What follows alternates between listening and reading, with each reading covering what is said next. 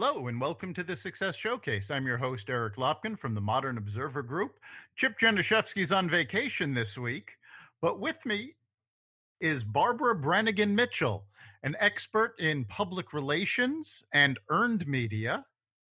Barbara, welcome.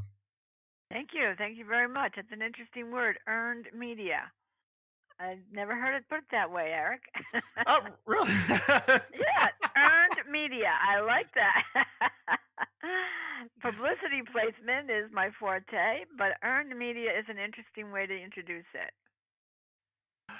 We've used earned media for years in regards to social media, publicity, advertising, and basically what the term is it's media you're getting without paying for it.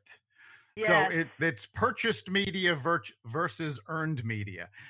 Most people know about advertising and search engine optimization to, get yourself on the top of Google. But public relations, especially for small businesses, tends to be a missing piece of the marketing puzzle. I agree with you 100%, Eric. And it's unfortunate because it's often overlooked and it has one of the most high impact awareness building opportunities that anyone could ask for their business, regardless of its size. But primarily for small businesses, it's extremely affordable, it's very accessible, and quite frankly, it's rather easy to do. And of course, to clarify for our listeners, Yes, what we're talking about is getting your name in media, whether it's newspaper articles, online articles, TV and radio, as opposed to magazines. buying a commercial, you're actually getting coverage. And what's interesting about this, Eric, is that it gives you third party endorsement from a recognized authoritative journalistic voice. And I believe that journalism still has a voice. I believe that there's a lot of people who are highly trained in reporting and they do extensive research before they put it out there, shall I say, into the universe.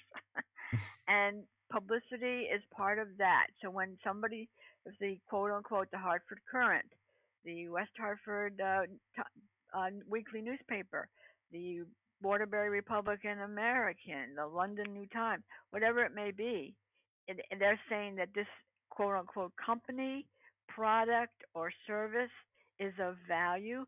More often than not, people want to know more about it. Right. And when talking about social media, people always talk about something going viral.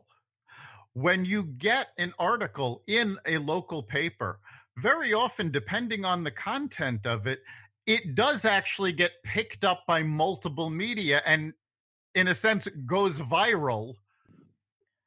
One of the things I like to do, Eric, is when with my clients, I write a press release. It may go through several drafts with the client to get the wording, the verbiage that they want people to know about their company, their organization, their product, their service, whatever it may be. And then I put that final release on something called prlog.org. Now, this is a free global news website. Editors, reporters around the world are looking at this website on a regular basis. They're getting an RSS feed into their computer saying, here's a story that may be of interest to your audience. So I take that release, post it on the prlog.org, and then when my savvy clients, I give them the link and I say, now push this out, marry it to your social media platforms. So they're taking their publicity tool, a press release, pushing it out on social media, and that often gets picked up by other media outlets, but and also with the social media platforms for that specific organization or company. Right. So there's a marriage going on here. So that unfortunately, this is a PR publicity placement is a branding tool that not too many people are utilizing to its fullest effect, and it's been around many, many, many, many, many, many decades before social media.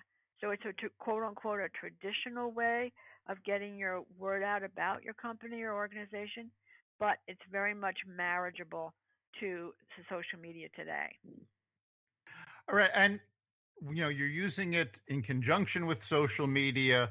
Hopefully, you're using it in conjunction with advertising, but the stories themselves can lead to far more.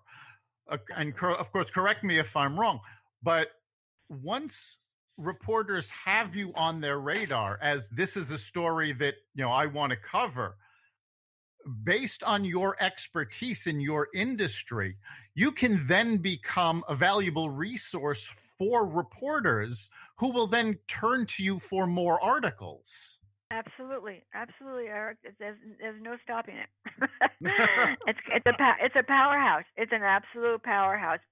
Public relations, publicity placement is a powerhouse that generates awareness, and that's what we all want. We all want awareness of our business, our products, our services, our organization, our company, our affiliations, whatever it may be. We want to build that awareness with the specific audiences who will quote unquote purchase our goods, purchase our services, whatever it may be. So yes, and then the reporters can say, if you want to know more, they always look to that quote unquote expert about what they can get resource. Quotes are quotes are very valuable. Quoting an authoritative voice is extremely valuable to the reader of that quote unquote news article. And when you're reading a news article, whether it be on your phone, on your computer, at your kitchen table, on whatever newspaper, and you're sitting in your truck. It doesn't matter. And the news source, and that's my expertise, is to feed newsworthy, professionally written, professionally polished, and most importantly, timely information to those reporters and editors. Right now, you had briefly mentioned a word as you were talking about this audience. Of course, in advertising, you have to target your media to where your audience is. You do the same thing with public relations, don't you? Absolutely. 100%. This is not a fly by your seat of your pants, so to speak, tool. Public relations is very targeted. I have been doing public relations and publicity from all of my career, and I'm over 60. So I've had a long career of public relations, publicity placement experience all around the world. So when I'm feeding information to the news media, it's going to be important that it's targeted towards people who are interested in that. I certainly wouldn't uh, send something about seniors to a new moms publication or new moms Right. to senior publication. AARP is not interested in new moms. AARP is not going to have I, an I article think about new I moms. think I think most AARP members don't want to be new moms at that point. Yeah, but you mean that? And AARP doesn't want to do articles about your grandkids. They want to talk about you as a person who's over 65, et cetera, it may be. And then the young people, they want to read what's targeted towards their interests, their activities, their what's happening in their quote unquote day to day living. So yes, everything's targeted. But also, it's important to understand that it's not just newspapers. Trade publications are a vital part of getting the word out about a business. So if you're a small business and you're in the, shall I say, aviation, or I have a client called stempilot.com. They're out of Waterbury and Los Angeles, and they do STEM education in classrooms around the United States. They have just launched a drone education kit that they give to schools and middle and high schools across the United States. So the school can actually purchase these kits and teach kids in the safety of the classroom how to safely fly drones, which is extraordinary, I think. I think it's perfect. And more companies are hiring young people with video game expertise Yes, and drone expertise, I right? just read an article yesterday where Uber Eats is going to start. testing out drone delivery service of food.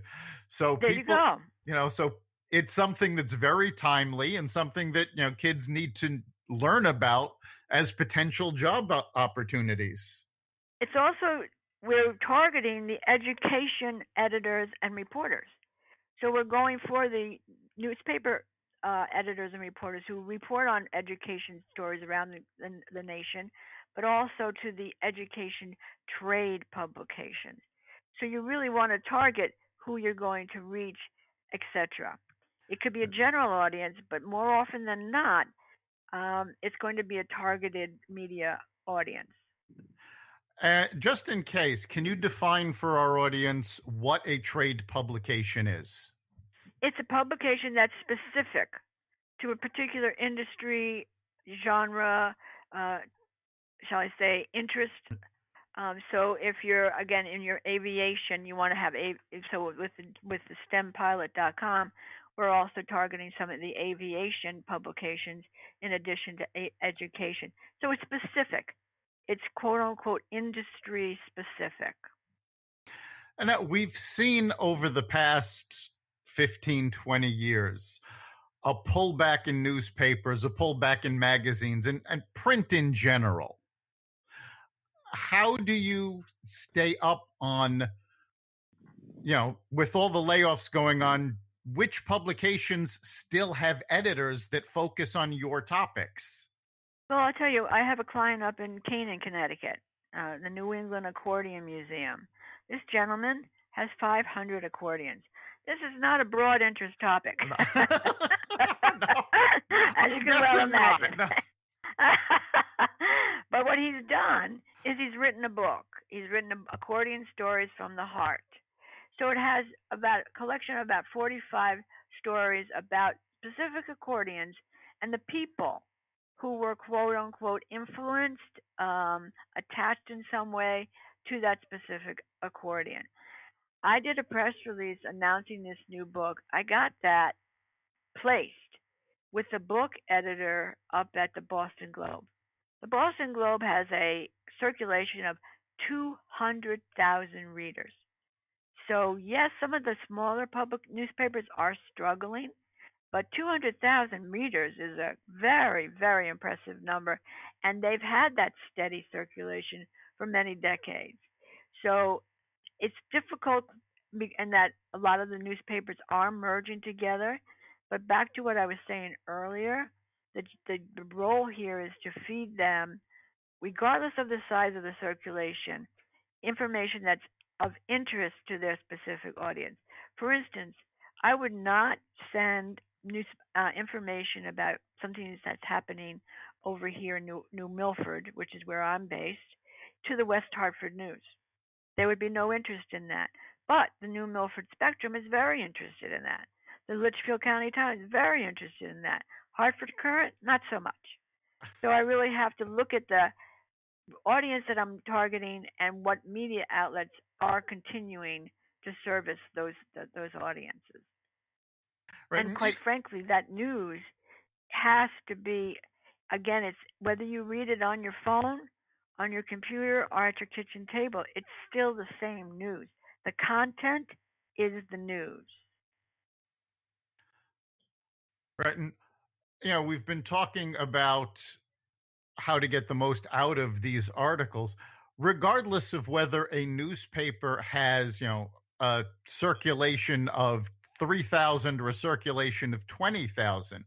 Once you get that article, it's really up to people to post that article on their social media, help get that out to their customers. And quite frankly, when a customer sees an article is written, they're not necessarily looking at how much circulation the original source has. They're just looking at the information in the article and, oh, this was in the paper. Exactly. Exactly, Eric. And when that article that I placed in the Boston Globe, that was picked up by the Connecticut Public Radio Station. So the Connecticut Public Radio Station